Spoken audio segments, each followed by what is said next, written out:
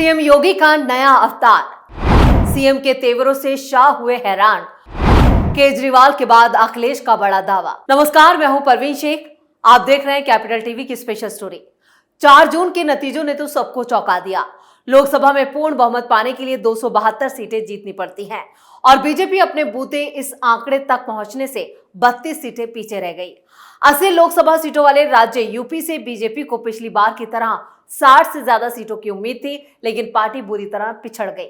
Samajwadi party ने उससे ज्यादा सीटें जीत ली, जबकि बीजेपी को सिर्फ 33 सीटों से संतोष करना पड़ा।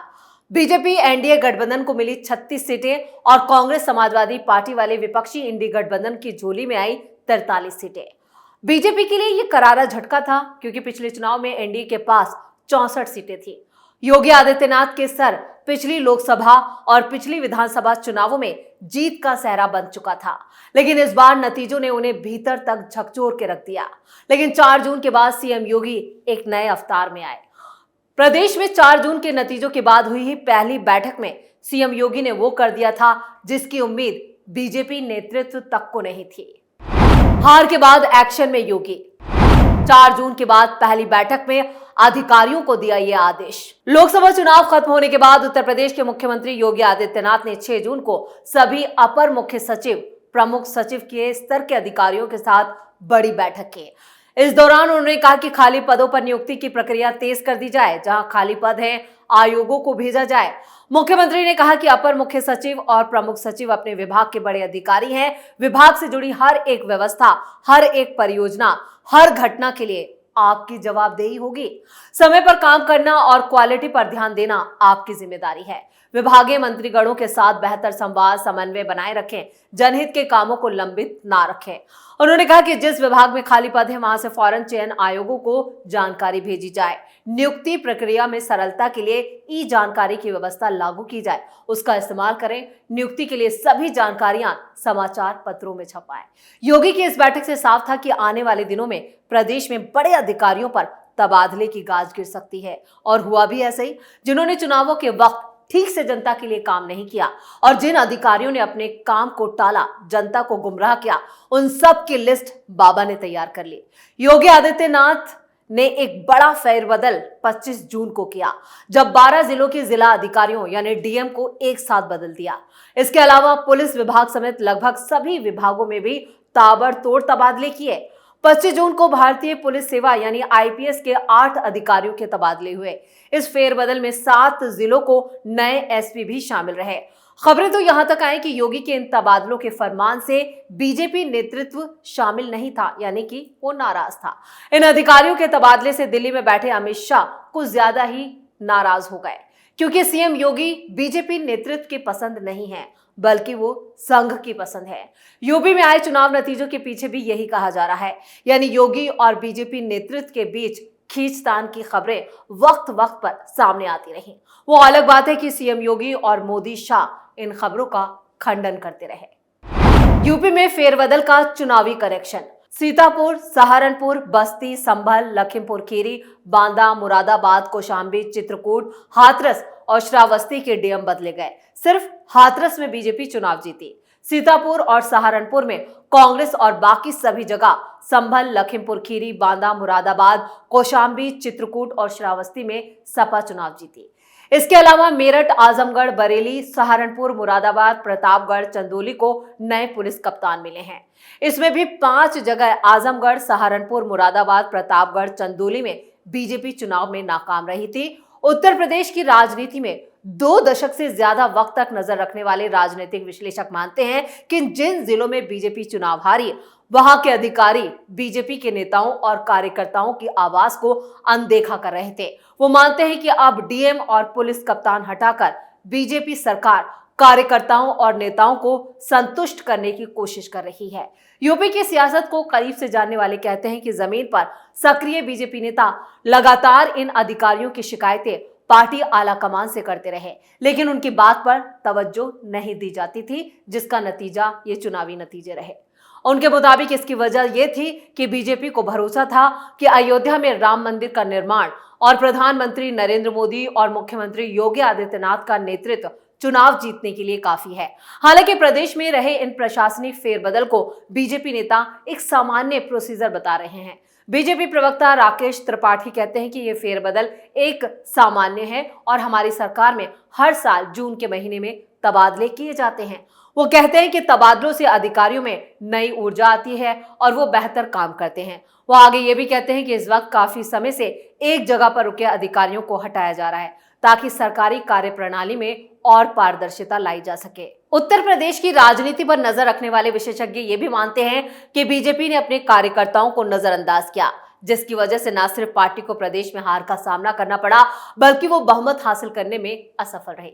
लेकिन उसके बाद यूपी के नतीजों को लेकर योगी को निशाना बनाना उन्हें भी पसंद नहीं आया। वहीं योगी को लेकर संघ का नजरिया भी सामने आ चुका है, जिससे बीजेपी नेतृत्व और योगी के बीच की कड़वाहट सामने आई।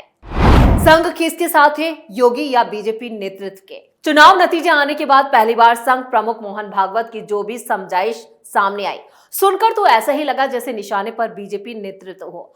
अब बीजेपी नेतृत्व को देखा जाए या बीजेपी अध्यक्ष जेपी नड्डा, केंद्रीय मंत्री अमित शाह और प्रधानमंत्री नरेंद्र मोदी को अलग अलग करके, लेकिन बीजेपी के फैसले मोटे तौर पर ऐसे ही लगते हैं जैसे अमित शाह के फैसलों पर मोदी की मोहर लग जाने के बाद जेपी नड्डा दस्तखत कर देते हैं। और ऐसा होना भी कोई बुरी बात नहीं है, कहीं भी मिलजुल कर फैसले लिए जाएं तो ये अच्छा ही है। कांग्रेस में तो घुमा फिराकर ऐसा ही फॉर्मेट दिखता है, कुछ क्षेत्रीय दलों में भी ऐसा ही होता होगा। संघ प्रमुख की एक टिप्पणी में तो बीजेपी नेतृत्व ही निशाने पर लगता है। ये सही नहीं है कि टेक्नोलॉजी की मदद से झूठ फैलाया जाए, ये भागवत का कहना था। केंद्र में भले ही एनडीए सरकार वापस आ गई हो, लेकिन देश के सामने चुनौतियां खत्म नहीं हुई हैं। और उसके ठीक बाद संघ के राष्ट्रीय कार्यकारिणी के सदस्य इंद्रेश कुमार का कहना, राम राज्य का विधान देखिए, जिनमें राम की भक्ति थी और धीरे धीरे अहंकार आ गया, उन्हें 240 सीटों पर रोक दिया। जिन्होंने राम का विरोध किया उनमें से राम ने किसी को भी शक्ति नहीं दी। संघ प्रमुख ने तो और भी बातें कही थी जिनमें करीब करीब सभी बीजेपी नेतृत्व के लिए नसीहत थी, लेकिन इंद्रेश कुमार अपने बयान से पलट गए और मोदी सरकार के गुणगान करने लगे। अपनी तरफ से सफाई देके इंद्रेश कुमार ने डैमेज कंट्रोल करने की पूरी कोशिश की और शायद इसलिए अभी तक दत्तात्रेय होसबोले की कोई टिप्पणी नहीं आई, जबकि संघ के मुखपत्र ऑर्गेनाइजर में काफी कुछ लिखा गया और निशाने पर बीजेपी रही। यूपी के चुनावी नतीजों को लेकर योगी आदित्यनाथ के लपेटे में आने की एक वजह दिल्ली के मुख्यमंत्री अरविंद केजरीवाल का एक बयान भी रहा, जिसमें उन्होंने कहा था कि चुनाव के बाद प्रधानमंत्री नरेंद्र मोदी रिटायर हो जाएंगे और अमित शाह यूपी के मुख्यमंत्री की कुर्सी से योगी आदित्यनाथ को हटा देंगे।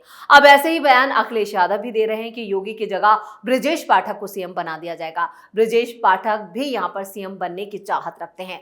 खबर तो ये भी है कि डिप्टी सीएम केशव प्रसाद मौर्य भी यूपी के सीएम बनने की चाहत पाले बैठे हैं। सवाल यह है कि क्या ऐसा हो सकता है? हो भी सकता है और नहीं भी। जिस तरीके से राजस्थान में वसुंधरा राजे और मध्य प्रदेश में शिवराज सिंह चौहान को चुनाव जीतने के बाद ठिकाने लगा दिया गया, कुछ भी मुमकिन है। लेकिन ये सब इस बात पर निर्भर करता है कि योगी आदित्यनाथ वसुंधरा और शिवराज के मुकाबले ताकतवर हैं या कमजोर। शिवराज सिंह चौहान को ही ले लीजिए, लेकिन वसुंधरा भी 2018 के राजस्थान चुनाव से पहले तक अपनी ताकत दिखा रही थी। हाँ, चुनाव हारने के बाद वो कमजोर हो गई। अब योगी की ताकत का अंदाजा लगाने के पहले तो ये समझना होगा कि यूपी में बीजेपी का हालिया प्रदर्शन योगी की हार है भी या नहीं। वसुंधरा वाले प्रसंग में देखें तो वो 2022 का चुनाव तो जीत ही चुके हैं और आने वाले चुनाव में अभी 3 साल का वक्त है।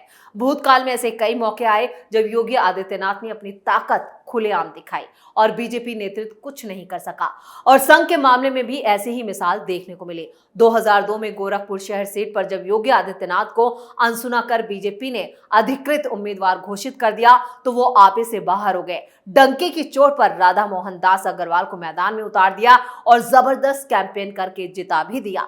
बाद में बीजेपी ने भी मजबूरन विधायक को अपना लिया था।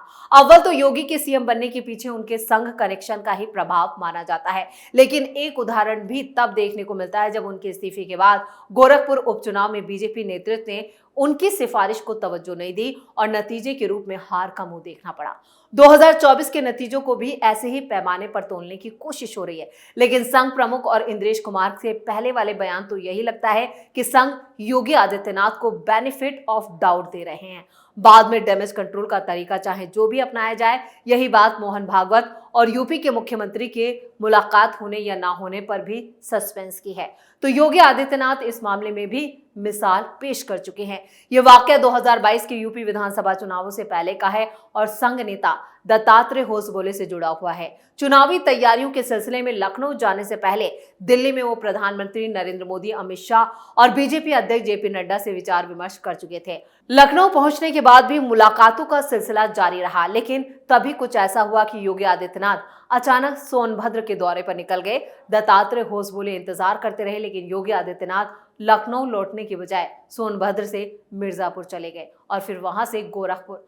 आखिरकार दत्तात्रेय होसबोले बगैर योगी आदित्यनाथ से मिले, बगैर ही उन्हें लौटना पड़ा था। यानी योगी कई मौकों पर अपनी ताकत यूपी में दिखा चुके हैं और वो बता चुके हैं कि उन्हें हटाना आसान नहीं है और आने वाली राहों पर अगर कांटे बिछाए गए तो वो हर कांटे को आराम से चुन चुन कर बाहर कर देंगे। तो स्पेशल स्टोरी में फिलहाल के लिए इतना ही। वीडियो कैसा लगा कमेंट करके अपनी राय जरूर दें। वीडियो को लाइक करें, शेयर करें और कैपिटल टीवी को सब्सक्राइब जरूर करें। नमस्कार।